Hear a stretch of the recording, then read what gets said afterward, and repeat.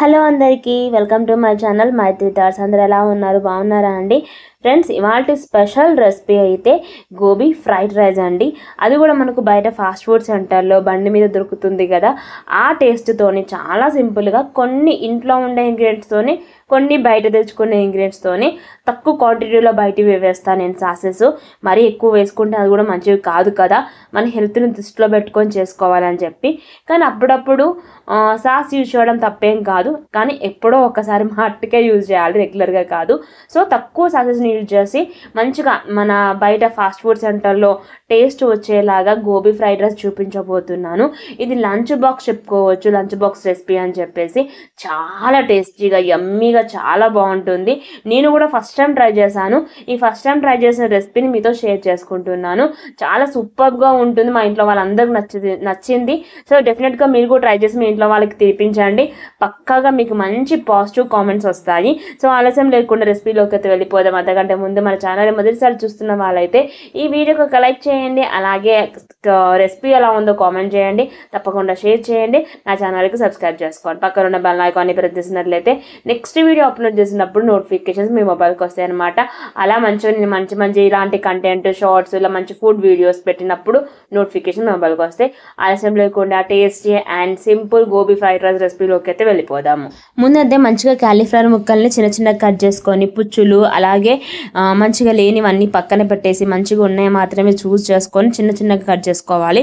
పెద్ద కాకుండా మరీ చిన్నగా కాకుండా మీడియంలో కట్ చేసుకొని మంచిగా శుభ్రంగా వాష్ చేసుకొని ఒక గిన్నెలో వేసుకొని వాటర్ని వేసేసుకొని కొద్దిగా పసుపు కొద్దిగా ఉప్పు వేసుకొని ఒక 5 నిమిషాలు లో ఫ్లేమ్లో ఉడికించుకోవాలండి, కొంచెం సాఫ్ట్గా అయ్యేంత వరకు క్యాలీఫ్లవర్ ముక్కలు. అలాగే మరో పక్కన బాస్మతి రైస్ పెట్టేశానండి స్టవ్ మీద.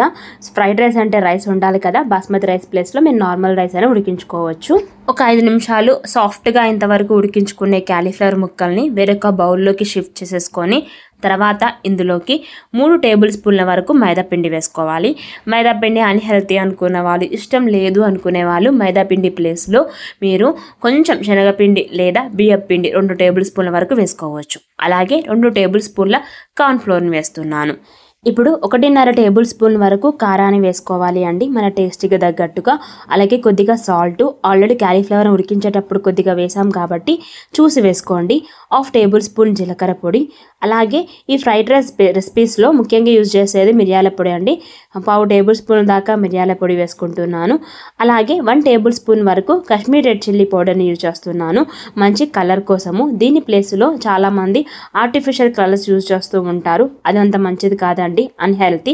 కాబట్టి కాశ్మీర్ రెడ్ చిల్లీ పౌడర్ వేసుకోవడం వల్ల మంచి కలర్ వస్తుంది, కారంగా ఏముండదు, వేసుకోవచ్చు.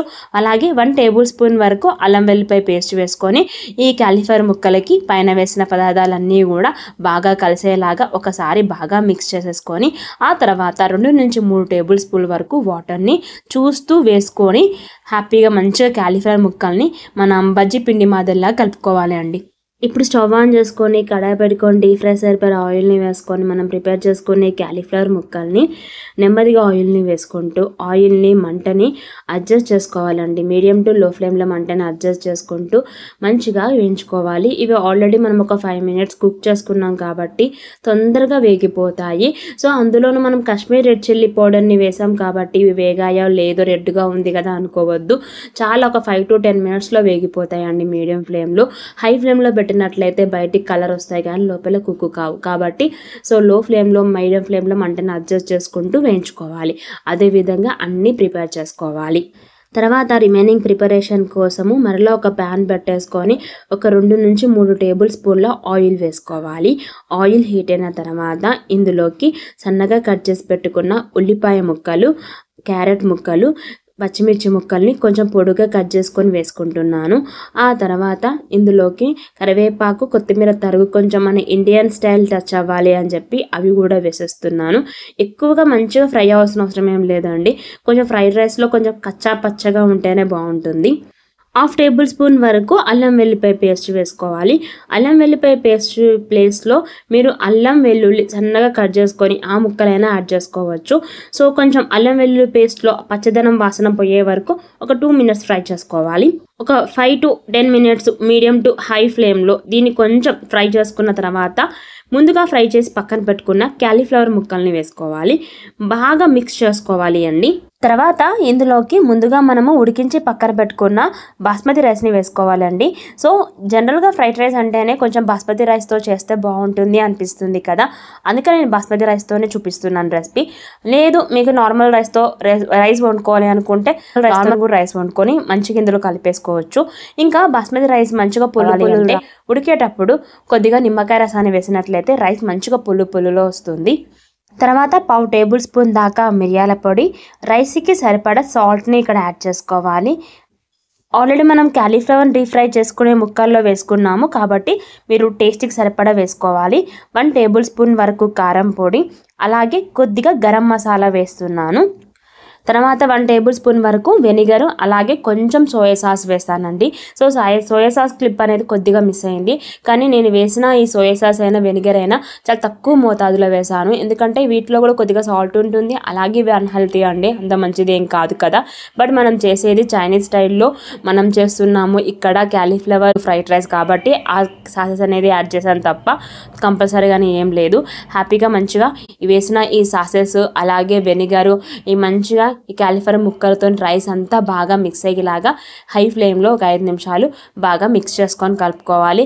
చివరిగా కొంచెం కొత్తిమీర వేసుకొని బాగా కలుపుకొని వేడివేడిగా సర్వ్ చేసుకోవడమే, అంతేనండి. ఎంతో యమ్మీ and tasty Chinese special cauliflower fried rice అండి. పిల్లలకైతే చాలా బాగా నచ్చుతుంది, ఐ ప్రామిస్డ్. సో నేను ఈరోజు లంచ్ బాక్స్లో అదే చేశాను. మా పాప ఒక్క మెతుకు కూడా మిగిల్చకుండా మొత్తం లాగించేసింది, అంత బాగుంటుంది. తప్పకుండా ట్రై చేసి మీ పిల్లలకి పెట్టండి, ప్రశంసలు పొందండి. సో ఇదండి వాటి special recipe, Chinese style cauliflower fried rice. నచ్చిందా? నచ్చితే ఈ వీడియోకి ఒక్క లైక్ చేయండి, అలాగే ఎలా ఉందో కామెంట్ చేయండి, రెసిపీని షేర్ చేయండి, నా ఛానల్ సబ్స్క్రైబ్ చేసుకోండి, పక్కన ఉన్న బెల్ ఐకాన్ని ప్రెస్ చేసినట్లయితే నేను నెక్స్ట్ వీడియో షార్ట్ కంటెంట్ ఉన్న వీడియో మంచి రెసిపీస్ పెట్టినప్పుడు నోటిఫికేషన్ మీ మొబైల్కి వస్తే నేను కలుస్తాను మరొక మంచి వీడియోతో. అంతవరకు థ్యాంక్ యూ, బాయ్, నమస్తే.